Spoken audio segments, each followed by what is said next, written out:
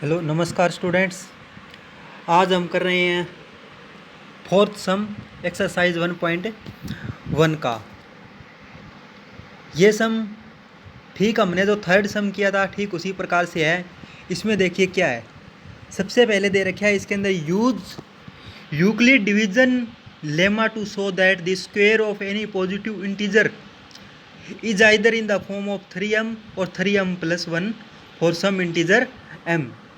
इसका मतलब है मैं यूक्लिड डिवीजन लेमा के द्वारा हमें दिखाना है कि भी किसी भी पॉजिटिव इंटीजर का यदि हम स्क्वायर करते हैं तो किस फॉर्म में होना चाहिए, 3m में होना चाहिए और 3m+1 में होना चाहिए। और हम यहाँ पर क्या है, कोई इंटीजर है। इंटीजर का मतलब है या तो कोई वो पॉजिटिव है या नेगेटिव संख्या है या फिर जीरो भी हो सकता है। तो सबसे पहले हम क्या करेंगे, मान लेते हैं, क्या मान लेते हैं भी let a b any positive integer और बी यहाँ पर क्या है, बी मैंने मान लिया, क्या मान लिया, 3 मान लिया। ठीक है।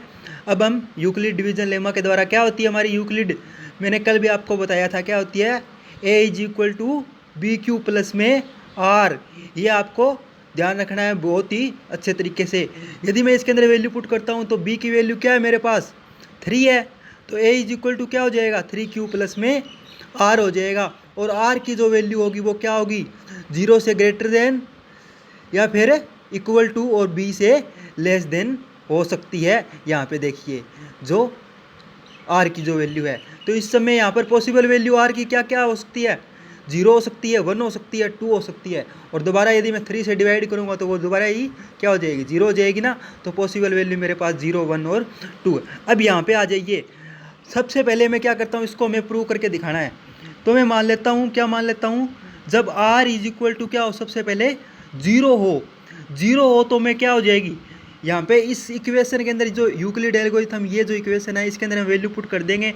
तो a is equal to 3q, r के स्थान पे मैंने क्या वैल्यू पुट कर दी 0, तो क्या हो गया 3q प्लस में 0 हो गया। अब आपको क्या करना है, अब आपको बोथ साइड स्क्वायर करना है, स्क्वेयरिंग ऑन बोथ साइड, यानी दोनों तरफ क्या करना है, वर्क करना है।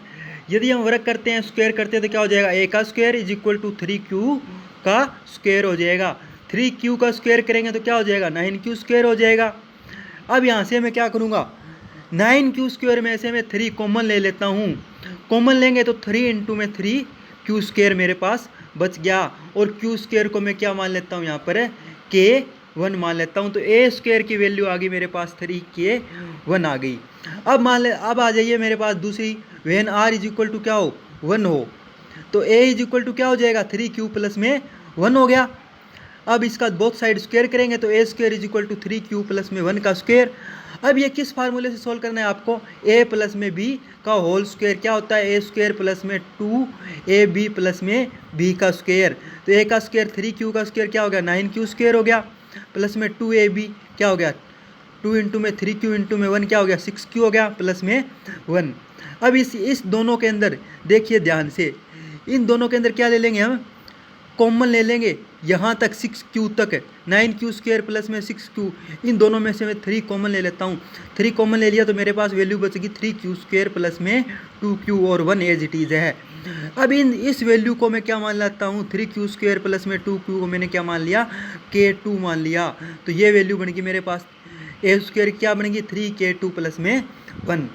अब नेक्स्ट पार्ट में आ जाइए, when r is equal to क्या है 2 है, जब 2 होगा तो इस इक्वेशन के अंदर हम वैल्यू पुट करेंगे तो क्या हो जाएगा, इस इक्वेशन में देखिए तो a is equal to 3q plus में r, तो a square is equal to 3q plus में 2 का होल स्क्वायर हो जाएगा। दोनों सारे हमने वर्क कर दिया, स्क्वायर कर दिया। तो a का square is equal to 3q का स्क्वायर करेंगे तो 9q स्क्वायर हो गया, प्लस में 2ab मतलब कितना हो जाएगा 2 3 6 दूनी 12q हो गया, और 2 का स्क्वायर 4 हो गया। अब आपको क्या करना है, जो ये 4 है इसको मैं क्या लिख सकता हूँ, 3 प्लस में 1 लिख सकता हूँ ना। तो मैंने इसको क्या लिख दिया 3 प्लस में 1 लिख दिया। ठीक है। अब इन दोनों में से मैं क्या करूँगा, 3 कॉमन ले लेता हूँ। 3 कॉमन लेने के बाद मेरे पास वैल्यू क्या बच जाएगी, 3 इंटू में